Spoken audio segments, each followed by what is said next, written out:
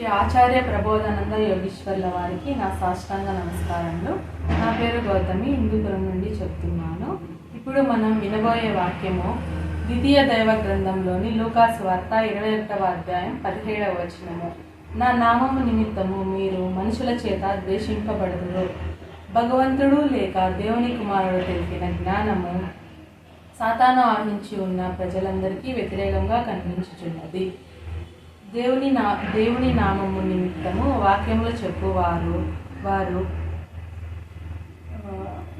దేశంలోని పండితులు, బోధకులు, గురువులకు వారికి సరిపడరు. అందువలన పై వాక్యంలో దేవుని నామము నిమిత్తము మీరు ద్వేషింపబడుదురు అని అన్నారు. ఇక్కడ మనం సూక్ష్మంగా తీసుకుంటే నా నామము అనగా నా జ్ఞానము అని, మనుషులు అనగా మనసు చేత చెలింపబడేవారు అనగా గుణముల చేత చెలింపబడేవారు. ఇంకా ఇక్కడ ప్రకృతిని తీసుకుంటే తౌరాత్ అనబడే భగవద్గీతలో విజ్ఞాన యోగంలోని ఒక శ్లోకము దైవీహేష గుణమని, ఇక్కడ భావము నా మాయను దాటుట దుస్సాధ్యము అని చెప్పి ఉన్నారు. అదే శ్లోకంలోనే నన్ను శరణు చొచ్చిన వారికి నా మాయను దాటుట చాలా సులభమైన పని అని చెప్పి ఉన్నారు.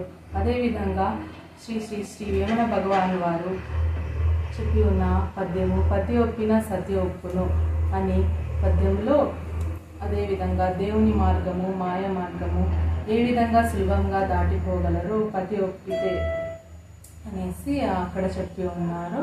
అదేవిధంగా ఖురాన్లో 2:7 అల్లాహ్ వారి చెవుల పైన హృదయం పైన ముద్ర వేశాడు అని చెప్పి ఉంటుంది. అదేవిధంగా దేవుని జ్ఞానం తెలుసుకోవాలంటే మనకు ముఖ్యమైనవి కన్ను, చెవి, హృదయం. మనం దేవుని జ్ఞానం తెలుసుకుంటున్నప్పుడు ప్రకృతి దేవునికి దగ్గరగా వెళ్తున్నప్పుడు మనల్ని గుణ విషయాలు మనకి ఎక్కువగా వచ్చేలా చేసి దేవుని మార్గంలో చాలా పరీక్షలు పెడుతూ ఉంటుంది.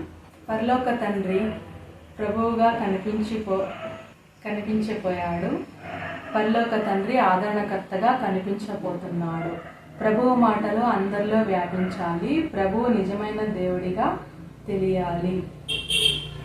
క్రీస్తుని అనుసరిస్తూ క్రీస్తు బాటలో నడిచే వారందరికీ క్రీస్తు అవతరణ దిన శుభాకాంక్షలు. ఈ అవకాశం ఇచ్చినందుకు శ్రీ శ్రీ శ్రీ ఆచార్య ప్రబోధానంద యోగీశ్వర్ల వారికి నమస్కారం.